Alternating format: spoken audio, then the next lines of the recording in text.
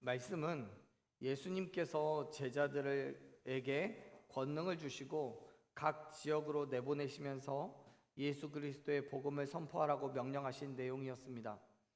그리고 11장 1절에서 예수님은 제자들에게 모든 명령을 마치시고 당신 또한 여러 동네를 다니시며 복음을 전하시기 위해서 그 자리를 떠나셨다라고 기록하고 있어요. 예수님께서 제자들만 힘든 길로 보내시고 당신은 쉬고 계셨던 것이 아닙니다. 예수님 또한 당신이 행하셔야 될 그 길에서 여전히 복음을 전하고 계셨습니다. 여러분, 그것은 제자들과 따로따로 그 사역을 감당하신 것이기도 하지만 그보다 더 큰 의미로서는 제자들이 행하는 그 사역 가운데에 함께하고 계셨다는 것을 말씀하시는 거예요. 즉 예수님께서는 비록 제자들과 공간적으로는, 육체적으로는 따로 계시는 것이지만 영적으로는 그들과 함께 하시고 그들의 사역 가운데에 힘과 능력이 되어 주셨음을 여러분 믿으시길 바랍니다. 그렇습니다. 외적으로는 제자들이 각자의 자리에서 각자 해야 할 그 사역들을 감당하는 것처럼 보이지만 내적으로는 예수님께서 그곳 가운데 함께 하신다는 거예요. 그렇기 때문에 여러분, 여전히 우리도 마찬가지예요. 우리가 가야 할 그 자리에 담대히 나아가십시오. 우리가 해야 할 그 복음을 기꺼이 선포하십시오. 나는 알 수 없지만 나를 사용하셔서 하나님의 계획을 반드시 이루어 가실 줄로 믿습니다. 그게 그리스도인의 삶인 거예요. 비록 세상 가운데서는 여러 가지 모양으로 우리를 힘들게 하고 핍박하고 고난을 주겠지만 우리는 그 안에서 무너지고 넘어질 수가 없습니다.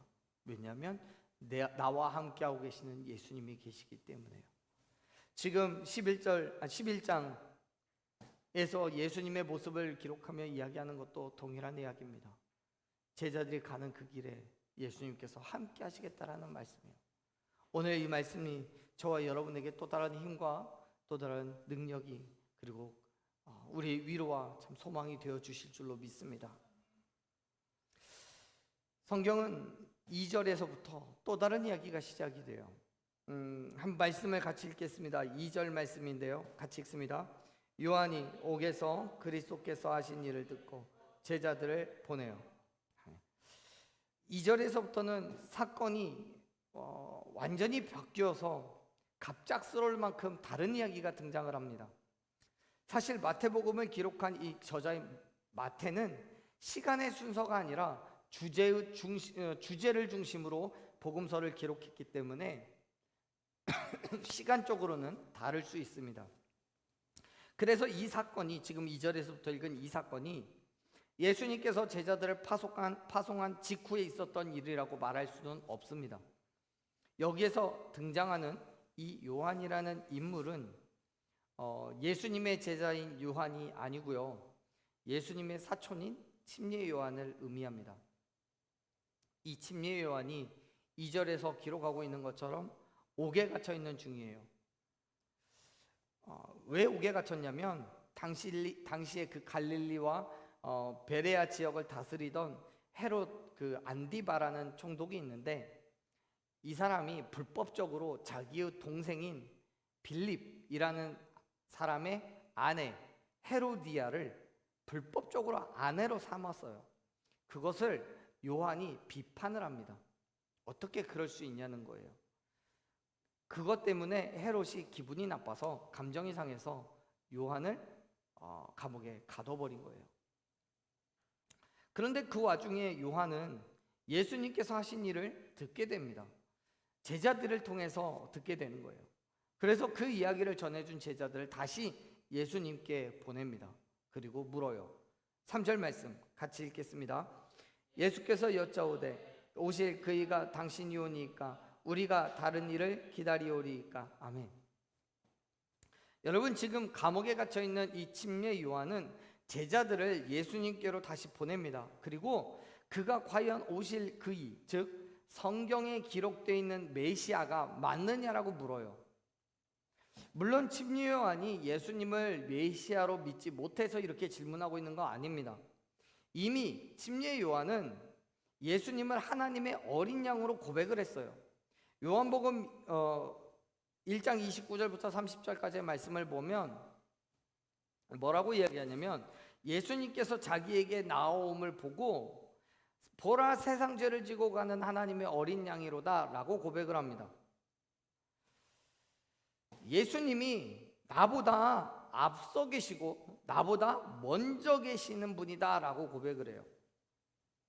보세요, 여러분, 침례 요한은 예수님을 하나님의 어린 양으로서 그가 곧 메시아며 온 땅을 구원할 자라고 믿고 있어요.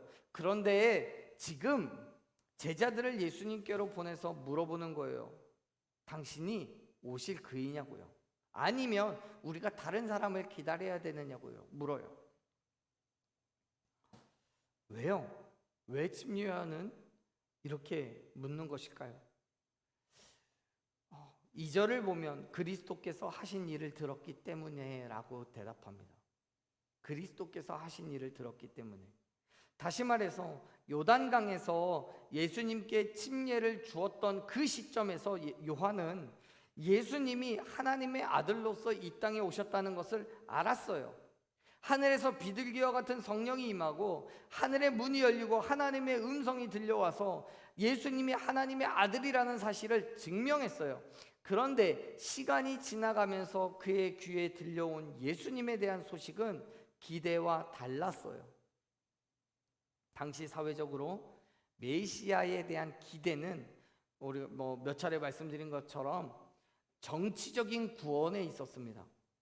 다시 말해서 로마의 통치를 받고 있는 예루살렘을 정치적으로 독립시켜서 다윗의 때와 같이 하나님의 통치를 받는 그러한 나라로 회복시킬 메시아로서 기대를 하고 있는 거예요. 그러한 기대가 이 침례 요한에게도 있었던 거예요. 그런 사회적인 시선에서부터 침례 요한의 기대가 벗어나지 않았던 거예요. 그런데 요한이 볼 때에 예수님이 하나님의 아들로서 이 땅에 오신 것은 분명한데, 그래서 그가 행하셔야 되는 일은 로마로부터 예루살렘을 독립시켜서 다윗처럼 이스라엘을 통치해야 될 텐데, 제자들을 통해 들려오는 예수님의 소식은 그런 게 아니라 병든 자를 고치고 눈먼 자를 뜨게 하고 귀신을 쫓아내고 죽은 자를 살리고 이런 얘기만 들리니까 의구심이 생기는 거예요. 사실 침례 요한은 예수님에 대한 소식을 지금뿐만 아니라 그 이전에도 지속적으로 듣고 있었습니다. 왜냐하면 관심을 둘 수밖에 없죠. 자기의 사촌이었을 뿐만 아니라 이 사람은 침례 요한이라는 사람은 그동안 예수님이 가야 할 그 길을 닦아내고 또 준비했던 그런 사람이기 때문에요. 그래서 침례 요한은 제자들을 보내서 예수님에 대해서 질문하게 한 거예요. 우리가 기다리고 있었던 그 메시아가 바로 당신이 맞습니까? 아니면 우리가 다른 사람을 기다려야 됩니까? 라고요. 지금 침례 요한은 자신을 따르는 제자들이 예수님께 대한 의심을 하고 있기 때문에, 또 제자들의 이야기를 들은 자기 자신이 의심하기 때문에 예수님께 직접적으로 질문을 하고 있는 거예요. 사랑하는 여러분, 침례 요한은 어떤 사람입니까? 조금 전에도 말씀드렸지만 예수님과는 사촌간이고요, 예수님께 침례를 행했던 사람이에요. 예수님께서 하나님의 아들 되심에 대한 절대적인 신뢰를 가지고 있는 사람이에요. 그럼에도 불구하고 왜 예수님을 향한 의심을 품을까요? 다른 이유가 아닙니다. 그가 기대한 메시아의 모습과 실제 보이는 모습이 다르기 때문이에요. 그래서 요한은 예수님이 하나님의 아들이신 건 분명한데 자기가 기대하는 것과는 같은 행함이 보이지 않기 때문에 의문이 든 거예요. 그래요. 여러분은 어떠실지 모르겠지만 제가 침례 요한이라면 충분히 의심이 들 것 같아요. 어떤 모습으로는 우리도 그렇잖아요. 이런 거예요. 우리가 어떤 기도의 제목을 가지고 하나님께 기도할 때는 나름대로 그 일이 어떤 방향으로 이루어졌으면 좋겠다는 생각을 합니다. 예컨대 여러분, 어떤 이유로든지 내게 갑작스럽게 돈 100만 원이 필요하다고 해봅시다. 근데 그 돈을 마련하는데 여러 가지 방법이 있겠지만 나는 그 방법으로, 돈을 마련하는 방법으로 로또를 샀다고 해보자고요. 그리고 기도합니다. 하나님, 제가요 여차저차 해서 돈이 100만 원 필요해요. 아시죠? 그래서 저 로또 샀어요. 이 로또가 당첨되게 해주세요 라고 기도합니다. 그때 제가 하는 그 기도에 대한 기대는 무엇입니까? 당연히 로또가 당첨되는 거예요. 그런데 막상 뚜껑을 열어보니까 로또는 당첨이 안 됐어요. 하나님께서 내 기도를 응답하시지 않으셨어요. 그런데 어느 날 지나온 삶을 뒤돌아보니까 그때 당시에 로또는 당첨되지 않았지만 그 로또보다 지금 그 로또를 샀던 그때보다 훨씬 더 높은 연봉의 직장으로 채용 연락이 온 것을 보게 됩니다. 돌이켜보니까 하나님께서는 기도 응답을 하신 거예요. 당시에는 로또가 당첨되지 않았다고 내 기도는 하나님이 들으시지 않았다라고 생각했지만 돌이켜보니까 그게 아니었던 거예요. 하나님께서 기도에 응답하신 건 로또가 아니라 다른 방법이었던 거죠. 여러분, 조금 억지스러운 이야기겠죠? 하지만 여러분, 이런 비슷한 경우는 우리의 삶에서 얼마든지 찾아볼 수 있습니다. 그러면서 우리는 하나님께서 당시에 내 기도를 응답하지 않으셨다라고 생각해요. 그때 우리의 믿음이 점점 회의에 빠지는 거죠. 그래요. 하나님께서 역사하시는 방법은 내 생각이나 내 계획과 다를 때 우리의 믿음은 조금씩 그 자리를 잃어가게 됩니다. 지금 침례 요한이 그런 거예요. 계속 말씀드리지만 침례 요한은 예수님을 믿지 않은 게 아니에요. 다만 그가 생각하고 있었던, 그가 기대하고 있었던 메시아가 제자들이 전해주는 예수님의 모습과 차이가 있었던 거예요. 그리고 그 차이 때문에 실망하고 의심이 되어서 예수님께 제자를 보내 질문하는 거예요. 그런데 사랑하는 여러분, 그럼에도 불구하고 하나님의 역사하심을 잊지 마십시오.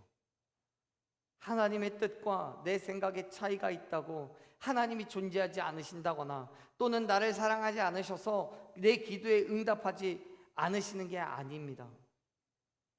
오히려 하나님께서는 내 계획이나 내 생각보다 훨씬 더 선하신 방법으로, 훨씬 더 위대한 방법으로 우리의 기도를 들으시고 응답하심을 믿으시길 바랍니다.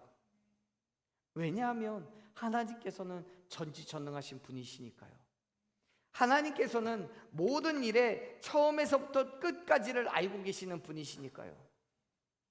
반면 인간인 우리의 생각은 한 치 앞도 내다보지 못하는 제한적인 것일 뿐만 아니라 작고 연약하기 때문에요. 전도서의 기자는요, 8장 17절에서 전도서 8장 17절에서 우리에게 이야기합니다. 하나님의 모든 행사를 살펴보니까 해 아래서 행해지는 일들이 사람이 능히 알아낼 수 없다라고 얘기를 합니다. 세상을 따라잡을 수 없는 지혜자라고 할지라도, 아무리 애써보려 할지라도 하나님의 계획과 하나님의 뜻을 알아낼 수가 없다라고 얘기해요. 그만큼 하나님의 생각과 그의 섭리는 연약한 인간, 부족한 인간으로서는 절대로 알 수 없어요. 다만 시간이 지나고 나서 또 지나고 나서 뒤를 돌아보았을 때 그때야 비로소 이것 때문이었구나, 하나님께서 내 기도에 이렇게 응답하셨구나 라고 무릎을 치는 거예요. 그때야 비로소 깨달아지는 거예요. 그렇기 때문에 사랑하는 여러분, 지금 이 순간 내 뜻대로 내 생각대로 되어지지 않는다고 실망하고 좌절하지 마십시오. 우리의 생각이 하나님을 따라잡을 수 없기 때문에, 우리의 미련함이 하나님의 생각을 알 수 없기 때문에 그냥 하나님의 뜻대로, 하나님의 계획하신 대로 저와 여러분의 삶이 움직여지기를 기도하십시오. 그리고 잠잠히 기대하는 거예요. 그 잠잠히 기대하는 그 믿음이 있어야 하나님께서 역사하시는 걸 경험하게 되는 거예요. 하나님께서 가장 선하신 방법대로 저와 여러분의 기도에 응답하시고 우리를 통해서 오직 하나님의 살아계심만 선포되기를 선포하십시오. 그리고 말씀대로 순종하십시오. 그렇게 하나님을 우리의 삶의 주인으로 삼고 매일매일을 살아갈 때 하나님께서 저와 여러분의 삶을 책임져 주시고 하나님의 섭리를 이루어 가실 줄로 믿습니다. 자, 요한의 질문에 대해서 예수님께서 이렇게 대답을 하셔요. 다시 한번 같이 말씀 읽어봅니다. 4절부터 우리 6절까지 말씀 읽겠습니다. 예수께서 대답하여 이르시되 너희가 가서 듣고 보는 것을 요한에게 알리되 맹인이 보며 못 걷는 사람이 걸으며 나병 자가 깨끗함을 받으며 못 듣는 자가 들으며 죽은 자가 살아나며 가난한 자가 그의 복음이 전파된다 하라. 누구든지 나로 말미암아 실족하지 아니하는 자는 복이 있도다 하시니라. 아멘. 예수님께서는 침례의 요한의 제자들에게 그들 스스로 듣고 본 것을 침례의 요한에게 말하라고 합니다. 이미 이 침례의 요한의 제자들은 예수님께서 행하신 많은 일들을 듣고 봤어요. 그것도 한 번이 아니라 여러 차례예요. 그게 뭡니까? 5절에서 이야기하고 있는 거예요. 맹인이 보고 못 걷는 사람이 걷고 나병 환자가 깨끗하게 되는 걸 봤어요. 듣지 못한 사람이 듣는 것도 봤어요. 죽은 자가 살아나는 것도 봤어요. 그리고 그 모든 상황들 속에서 복음이 선포되는 것을 들었어요. 그런데요, 지금 예수님께서 말씀하시는 것은 단순하게 당신이 행하신 사건들 그리고 침례 요한의 제자들이 목격한 사건들을 나열하여서 행한 것을 알게 하라는 것이 아니에요. 구약에 예언된 메시아의 모습을 이야기하시는 거예요. 보세요. 이사야서 35장 5절부터 6절까지 말씀을 보면요, 이사야 선지자가 메시아에 대한 예언을 하는데 이렇게 예언을 해요. 같이 한번 읽어볼게요. 읽습니다. 그때에 맹인의 눈이 밝을 것이며 못 듣는 사람의 귀가 열릴 것이며 그때에 저는 자는 사슴같이 뛸 것이며 말 못하는 자의 혀는 노래하리니 이는 광야에서 물이 솟겠고 사막에서 시내가 흐를 것임이라. 아멘. 이사야서 35장 5절부터 6절까지 이 말씀을 보면 표현의 차이는 있죠. 표현의 차이는 있지만 지금 예수님께서 이사야 선지자가 예언한 그대로 자기가 당신이 메시아로서의 사역을 감당하고 있다는 것을 드러내고 계셔요. 이야기해 주신 거예요. 증거를 보여주신 거예요. 이게 내가 메시아라는 증거라는 거예요. 결국 예수님께서는 직접적으로 내가 너희들이 기다리는 메시아다라고 말씀하시는 것은 아니지만 지금 이 말씀을 통해서 우리가 읽었던 마태복음 11장 5절부터 6절까지 말씀을 통해서 메시아에 대한 하나님의 말씀이 이사야 선지자를 통해서 예언된 그 말씀이 예수님을 통해서 성취되고 있다는 것을 침례 요한의 제자들에게 말씀하시는 거죠. 그리고 그 말씀을 가서 침례 요한에게 전하라라고 이야기하시는 거예요. 그렇게 당신에 대한 믿음을 해결하고 더욱 확고한 믿음을 가지라고 말이죠. 그렇습니다. 사랑하는 여러분, 우리의 믿음에 회의가 생길 때에 그 회의를 해결할 수 있는 방법은 이 하나님께서 약속하신 것은 반드시 이루셨다는 것을 확인하는 거예요. 말씀을 통해서 다시 확인하고 다시 오실 예수님께서 약속하신 그대로 반드시 다시 오실 거라는 걸 믿는 거예요. 여러분, 하나님의 섭리가 비록 인간의 생각과는 다를지라도 오히려 하나님께서 저와 여러분에게 행하신 그 일이 현재 우리의 삶에 가장 적절한 일이라는 것을 믿으시길 바랍니다.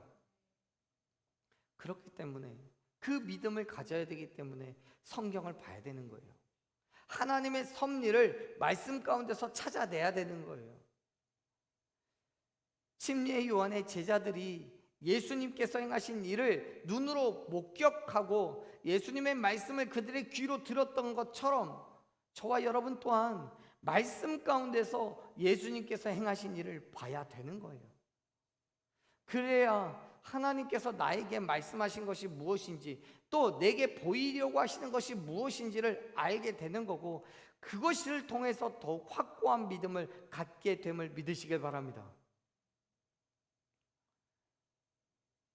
사랑하는 여러분, 말씀을 가까이 대하십시오. 말씀을 가까이 대하십시오. 성경은 우리가 믿음의 사람으로 자라게 하기 위해서 가장 그리고 유일한 도구임을 믿으시길 바랍니다. 이 말씀이 있어야 우리는 그리스도인으로서의 정체성을 가지고 세상 가운데 하나님의 살아계심을 선포할 수 있는 거예요. 이 말씀이 있어야 우리가 그리스도인 된 삶이 무엇인지를 깨달아 알게 되고 나를 통해서 일하시는 하나님을 발견하게 되는 거예요. 사랑하는 여러분, 말씀을 가까이 대하십시오. 말씀을 소홀히 하지 마십시오. 하나님의 말씀이 저와 여러분의 삶의 가장 중심이 되기를 간절히 축원합니다. 예수님의 말씀을 듣고 침례 요한의 제자들이 돌아간 이후에 예수님께서는 함께 있는 제자들에게 침례 요한에 대한 평가와 함께 그와 비교하여 한없이 완악한 세대에 대한 책망을 하십니다. 이렇게 얘기를 하셔요. 예수님께서는 먼저 침례 요한에 대해서 말씀하시죠. 7절 8절 먼저 우리 같이 읽어봅니다. 그들이 떠남에 예수께서 무리에게 요한에 대하여 말씀하시되 너희가 무엇을 보려고 광야에 나갔더냐? 바람에 흔들리는 갈대냐?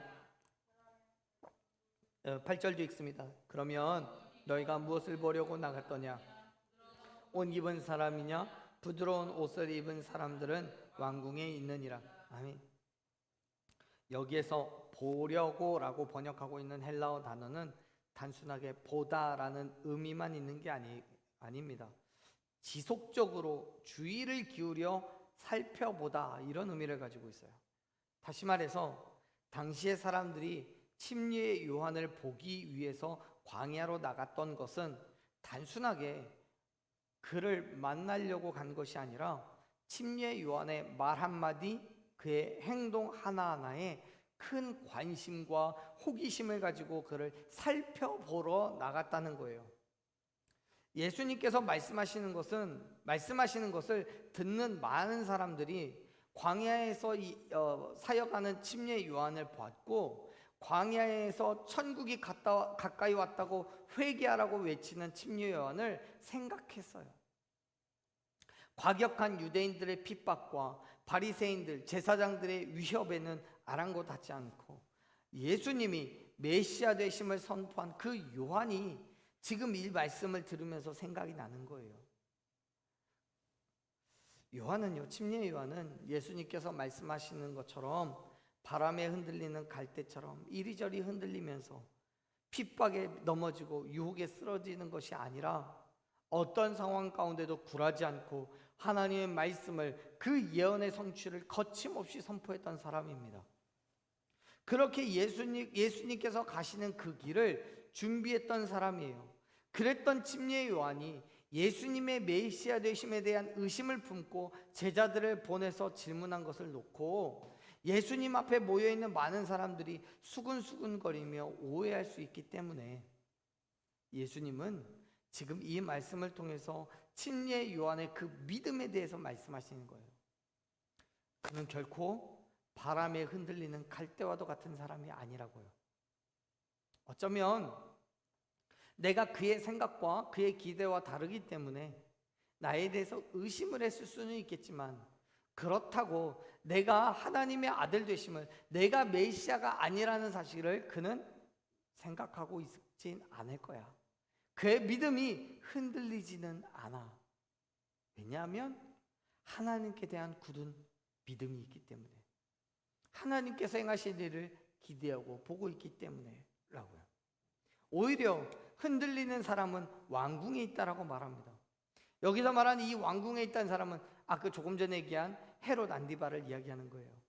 이 사람이요, 왜 그러냐면 침례 요한을 가둔 이후에 자기의 불의함에 대해서 비난한 그 요한이 밉고 정말 그를 죽이고 싶었지만 그를 따르는 많은 백성들의 동요가 걱정되어서 두려워서 죽이질 못합니다. 그러고 있다가 나중에 그의 딸인 헤로디아의 요청으로 침례 요한은 죽임을 당하게 돼요. 그렇게 헤롯이 정치적인 상황에 따라서 갈대처럼 흔들렸다는 것을 지금 지적하고 있는 거예요. 물론 지금 이 이후에 한참 뒤에 일어날 일이기는 하지만요. 그러면서 예수님은 이렇게 얘기하시죠. 9절 말씀 한번 읽어봅니다. 그러면 너희가 어찌하여 나갔더냐? 선지자를 보기 위함이 아니었더냐? 옳다, 내가 너희에게 이르노니 선지자보다 더 나은 자니라. 아멘. 지금 예수님은 침례 요한을 선지자라고 말씀합니다. 아니, 선지자보다 더 나은 사람이라고 평가하시죠. 그렇습니다. 침례 요한은 선지자로서의 충분한 역할을 감당했어요. 확실한 믿음을 가지고 주위의 어떤 위협에도 흔들리지 않고 담대하게 하나님의 말씀을 선포했어요. 그러한 강직한 믿음과 담대한 선포만으로도 침례 요한은 선지자로서 인정받기에 충분합니다. 그런데 예수님은 그 이상으로 선지자보다 더 나은 자라고 평가해요. 왜냐하면 그 이유가 10절에 있어요. 10절 말씀을 읽어봅니다. 기록된 바 보라, 내가 내 사자를 내 앞에 보내노니 그가 내 길을 내 앞에 준비하리라 하신 것이 이 사람에 대한 말씀이니라. 아멘. 여러분, 지금 이 말씀을 보면 예수님께서 침례 요한에 대해서 그렇게 극찬을 하신 이유가 바로 예수님께서 가실 그 길을 준비한 사람이었기 때문이라고 얘기해요. 물론 구약의 선지자들도 예수님을 예언하지 않은 게 아니에요. 그런데 여러분, 말씀을 잘 보면요, 구약의 선지자들은 당시의 상황에 따라 이스라엘 백성들에게 미래에 하나님께서 행하실 일을 예언하는 정도예요. 그리고 예수님을 예언하더라도 때로는 추상적으로 혹은 비유적으로 언급한 게 전부예요. 그런데 침례 요한은요, 그 상황이 다르죠. 그는 구약의 어떤 선지자들보다도 직접적으로 예수님께 대해서 선포했어요. 예수님께서 그토록 기다렸던 메시아라고, 이 땅에 하나님의 나라를 건설하실 분이라고 선포했어요. 예수님께서는 하나님의 본체였고 침례 요한은 그의 길을 준비하는 사람이었던 거죠. 그렇기 때문에 예수님께서는 침례 요한에게 어떤 선지자보다도 나은 사람이라고 말씀하시는 거예요. 사랑하는 여러분, 우리가 그리스도인으로서 이 땅에 선포해야 할 것은 도래할 하나님의 나라와 그의 땅을 통치할 은혜와 축복입니다. 그런데 그보다 우선적으로 우리가 해야 할 일은 뭐냐면 예수 그리스도의 죽으시고 부활하신 그 사건을 선포해야 되는 거예요. 그게 복음이에요. 다시 말해서 예수 그리스도를 믿음으로 얻게 되는 은혜와 또 우리에게 필요한 가시적인 축복도 물론 선포해야 되겠지만 그보다 우선적으로 예수 그리스도의 복음이 우리의 입술에서부터 먼저 나와야 돼요. 물론 그 믿음에는 고난이 있고요, 핍박도 있을 게 분명합니다. 그러나 우리가 선포해야 될 것은 주어질 축복에 초점이 맞춰져 있는 게 아니라 예수 그리스도의 죽으심과 부활하심을 기억하며 그분이 언젠간 반드시 이 땅에 다시 오실 거라는 것을 선포해야 되는 거예요. 그 사실이 확실하게 믿어진다면, 그래서 그러한 믿음의 삶으로 결단하고 살아간다면 하나님께서 우리에게 주시는 축복과 은혜는 당연하게 부어지는 거예요. 그런데 반대로 우리가 하나님의 은혜와 축복만을 선포한다면, 그것만을 믿는다면 오히려 우리에게 그 어떤 은혜도 주어지지 않아요. 왜냐하면 예수 그리스도에 대한 믿음이 하나님이 주실 그 은혜의 선제 조건이기 때문에요. 믿으시길 바랍니다. 예수님에 대한 믿음이 있어야 하나님이 주시는 축복을 누릴 수 있는 거예요. 축복을만 선포한다, 축복만을 우리가 소망한다면, 예수님을 믿지도 않으면서 하나님의 축복을 기대한다면 우리는 아무것도 얻을 수가 없는 거예요. 그런 면에 있어서 침례 요한은 누구보다 나은 사람인 게 분명합니다. 사랑하는 여러분, 예수 그리스도의 복음을 선포하십시오. 그분이 이 땅에 다시 오실 것을 기대하십시오. 그 믿음으로 온 땅 가운데 하나님의 살아계심을, 약속하신 대로 이루심을 드러내십시오. 지금 우리의 삶이 힘들고 어렵지만 물질적인 축복도, 건강의 축복도, 환경이 열리고 직장과 사업이 잘 되는 것도 필요하지만 그 어느 때보다도 더욱더 예수 그리스도의 죽으심과 부활하심을 선포하며 나아가십시오. 저와 여러분의 삶으로 오직 예수님을 증거하고 그의 나라를 준비할 때에 하나님께서 우리에게 필요한 모든 것들을 이미 아시고 필요한 대로 채워주실 줄로 믿습니다. 은혜와 축복을 더하여 주실 줄로 믿습니다. 분명히 침례 요한은 누구보다도 헌신된 믿음의 삶을 살았음이 분명합니다. 그는 태어났을 때부터 예수님을 위하여서 택하여진 삶을 살아야 했고, 광야에서부터 고난과 어려움의 시간들을 보내야 됐습니다. 죽음의 위협 가운데서도 오직 예수 그리스도를 증거했습니다. 그렇기 때문에 예수님께서는 침례 요한에 대하여 여자가 낳은 자 중에 이보다 더 큰 사람은 없다라고 말씀하시는 거예요. 그런데 11절의 마지막은요, 의외의 말씀을 하시죠. 우리 11절 말씀 한번 읽어봅니다. 같이 읽습니다. 내가 진실로 너희에게 말하노니 여자가 낳은 자 중에 침례 요한보다 더 큰 이가 일어남이 없도다. 그러나 천국에서는 극히 작은 자라도 그보다 크니라. 아멘. 지금 예수님은요, 침례 요한이 큰 사람이라는 것은 분명한데 천국에서는 아무리 작은 자도 침례 요한보다는 크다라고 선언하십니다. 여러분, 여기에서 큰 자 혹은 작은 자가 말하는 거는요, 그들의 업적이나 그들의 위치가 크거나 작다는 것을 말하는 게 아니에요. 지금 이 말씀대로 하자면 침례 요한보다, 우리가 천국에 갔을 때 우리가 침례 요한보다 훨씬 더 큰 자라고 말하는 건데, 여러분 객관적으로 봐도 우리가 침례 요한보다 나은 게 뭐 있습니까? 예수님께 침례를 주기를 했습니까?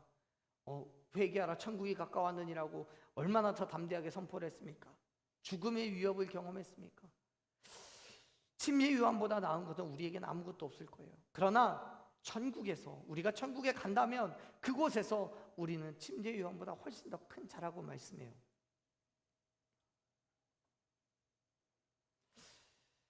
구약의 많은 사람들과 선지자들은 예수님을 통해서 구원을 얻은 게 아니에요. 단순하게 예수님을 멀리서 바라보고 예언한 정도예요. 그들이 천국에 가고 구원을 얻은 건 하나님께 대한 믿음이에요. 하나님께서 전적인 은혜로 구원을 베푸신 거예요. 그런데 침례 요한은 예수님을 만났고 예수님에 대해서 직접적으로 선포한 사람이기 때문에 선지자들 누구보다도 큰 자일 수밖에 없어요.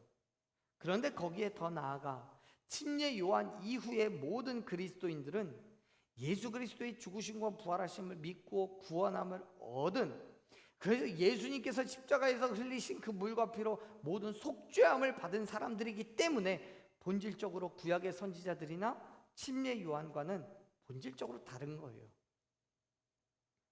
저와 여러분도 마찬가지입니다. 침례 요한 이전에 그 누구도, 아니 침례 요한조차도 예수 그리스도의 흘리신 그 물과 피로 인하여서, 그 죽으심과 부활하심으로 인해서 구원을 받은 자는 없습니다. 그 이후로 모든 자들에게 허락하신 하나님의 은혜임을 믿으시길 바랍니다. 그렇기 때문에 아무리 작은 사람이라도 천국에서는 침례 요한보다 큰 자가 되는 거예요. 저와 여러분은 이미 예수 그리스도의 은혜로 하나님의 자녀가 된 권세를 얻었기 때문에요. 그렇기 때문에 사랑하는 여러분, 이 땅에서 현재 우리의 삶이 어떻든 그리스도인 된 삶을 포기하지 마십시오. 세상에서는 초라하고 보잘것없는 삶이라고 할지라도 우리는 이미 하나님의 자녀임을 믿으시길 바랍니다. 천국에서는 그 누구보다 존귀한 자로 저와 여러분을 영접하여서 완전한 기쁨과 위로와 평강을 누리게 할 것을 믿으시길 바랍니다. 그렇기 때문에 담대하게 온 땅 가운데 예수 그리스도를 믿는, 죽으심과 부활하심을 선포하는 그리스도인 된 자의 삶으로 나아가는 저와 여러분 되시기를 간절히 축원합니다. 오늘 우리가 21절까지만 나누고요. 다음 주에 더 이어서 나눠보겠습니다.